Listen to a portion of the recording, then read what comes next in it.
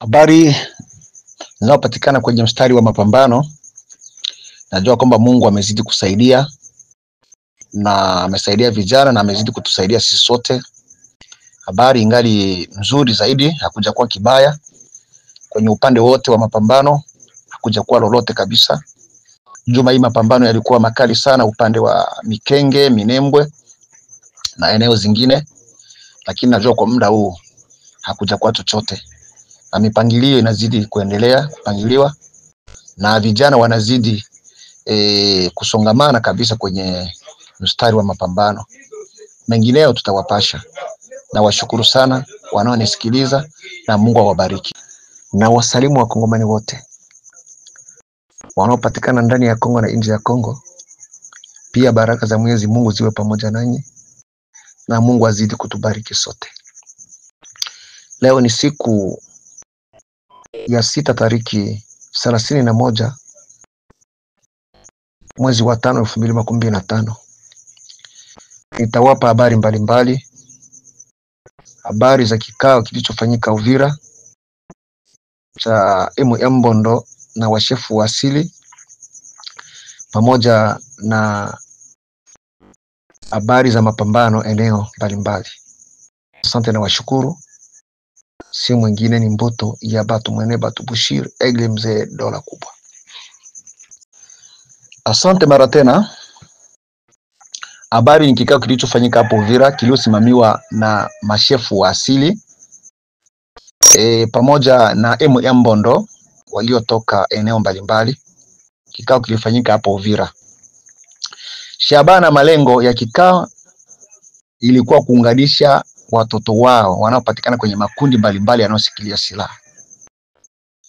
Na tunazidi kumshukuru Mungu kwa kuwa Mungu alibariki kikao hicho, kilienda salama na watu walipana misamaha. Watu walizungumza maneno mengi ya kujenga na hilo lilikuwa jambo la kupendeza sana. Tunawashukuru sana wami wa tarafa la Fizi na tunawashukuru sana viongozi wa Mbondo wanaopatikana mahali mbalimbali na waliokuja na juhudi la kuunganisha watoto wao. Mungu azidi kuwabariki.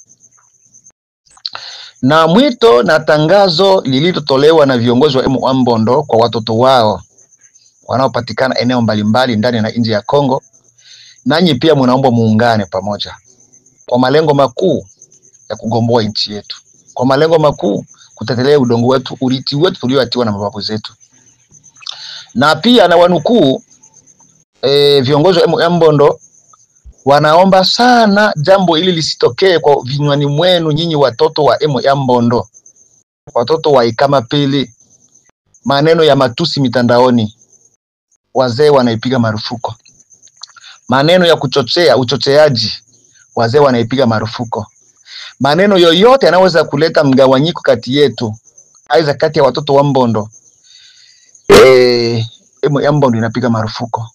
Kwa hiyo wanaomba kuwa na maneno ya kujenga, maneno ya amani, kwa kuwa umoja ni nguvu, mtengano ni udhaifu. Mtengano ni udhaifu. Kwa hiyo na wengine ambapo hawajapatikana ili kuonana nao na kuunganishwa nao pia wataunganishwa, lakini najua kikao kilikwenda vizuri na Mungu alibariki na watu waliungana kuwa pamoja. Hata Mheshimiwa William Amuri ya Kutumba Kombozi Visionnaire mbeba maono Commander Force numero 1 alihudhuria kwenye kikao hicho. Kuna hadithi moja nitawapelekea, hii hadithi kulingana na hicho kitendo ambapo wamekitenda hao kwa ndugu zetu Wabembe na viongozi wa Wabembe na makundi ya Wabembe. Tungeomba alama hiyo na matendo hayo yafikirie makundi mengineyo yanayopatikana hata Nord Kivu, Sud Kivu na eneo zingine, hata huko Equateur, nafasi zingine, watu kuwa pamoja. Hata kitabu kinasema wana iliyo vyema na kupendeza watu kukaa pamoja kwa umoja. Ni kitu cha maana sana na kupendeza. Hadithi kwa Kongomani wote. Hadithi ya ngombe 8 pembe 16. Ngombe waliishi muda mrefu kwa umoja wao na upendo wao. Walikuwa wakitembelea pamoja. Chochote walichokuwa wakikifanya walikuwa wanafanyizia pamoja. Sasa nyama kali zilitamani ili waangamize zile ngombe. Walishindwa kulingana na ule umoja wao. Lakini siku moja walifanya kikao, ngombe nyama hizo kali wakafanya kikao, wakaita sungura, wakamwambia sungura, sisi tunatamani ili tuangamize zile ngombe, tunaweza tukatumie njia gani?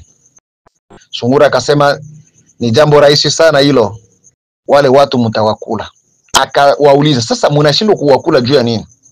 Asema tunashindwa kuangamiza juu ya ile umoja wao, zile pembe zao zile tunashindwa kuangamiza. Akasema acheni, mimi nitafanya mbinu za nyinyi muangamize zile ngombe. Basi sungura akaenda kuambia zile ngombe ya kwamba nyinyi mnapokuwa pamoja na nyama kali zinawaona mbali sana, ni kwa ajili ya huyu ngombe wa mweupe. Mkimuondoa huyu ngombe wa mweupe kati yenu au miongoni mwenu, basi mtapata kuishi muda mrefu. Unaona, ngombe zile walikosa kujua ya kwamba tunaishi muda mrefu kwa ajili ya nini. Basi sungura alipokwenda, wakachukua ule ngombe mweupe wakamfukuza wale wenzake. Walipomfukuza ule mwenzao, basi akalika na zile nyama kali. Na waliendelea vile kuvurugana mpaka zile ngombe zote zikaisha. Kwa hiyo zile ngombe ziliishi kwa ajili ya umoja wao muda mrefu, na wakapotea kwa muda mfupi kwa ajili ya kufarakana. Kwa hiyo watu wakiwa na malumbano, basi ni matatizo makubwa sana.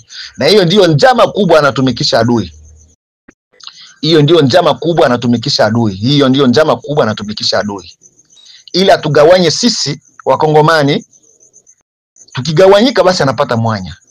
Na anatugawanya kwa njia ya pesa, anatudanganya kwa njia ya maneno, anatudanganya kwa njia ya vyeo, kutupatia vyeo, na anatuma miongoni ya sisi wenyewe Wakongomani kuja kutupatia maneno ya kufarakana sisi kwa sisi.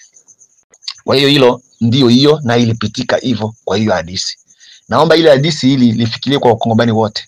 Tujifikirie na turudilie, tuone jinsi wa ndugu zetu Wabembe wamefanya kuungana pamoja kwa ajili ya kutetelea udongo wetu, kwa ajili ya kutetelea ulinzi wetu. Hiyo ni jambo la kupendeza sana. Na nitawaonyesha kidogo kulingana na maneno wa ndugu zetu wanasema wengi, twende tujisalimishe, twende tuonane na Mheshimiwa Joseph Kabila pale Goma ili tutafuta amani ya kwetu, kesho vitakuja kugeuka, hata watu wache vya mingi vinasemeka. Hayo yote ni maneno kama yale aliyotumikisha nini? Aliyotumikisha sungura kuwadanganya zile ngombe.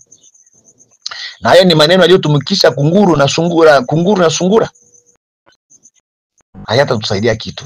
Tukikumbuka utawala aliyotawala Mheshimiwa mstaafu Rais Joseph Kabila, alipewa utawala na Wabembe. Lakini ukifika kwenye tarafa la Fizi utakuta kuko nyuma sana. Hakuna maendeleo, hakuna chochote. Na ndio kwao. Na wote waliomsaidia aliwamaliza wote. Waliomsaidia kumpatia utawala aliwamaliza wote. Na tukiangalia katika hata utawala wa Mheshimiwa Joseph Kabila miaka 18 alitumika na Matata Mponyo, alitumika na Manemi, lakini fika kwa mzee Mheshimiwa Matata Mponyo leo utakuta wanajenga. Fika kwa na Mheshimiwa Nemi, hakuna hata kitu chochote walichokifanya kwenye utawala huo wa Mheshimiwa Rais mstaafu. Na ninaona hata Wabembe waende upande wake yeye Mheshimiwa mstaafu leo hivi anakuwa upande wa magaidi, hakutabadilisha chochote. Kitakachobadilisha chochote ni kujipigania.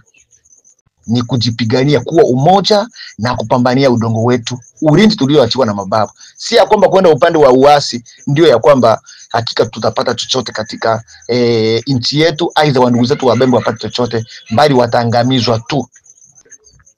Wataangamizwa kwa kuwa hawa ndugu zetu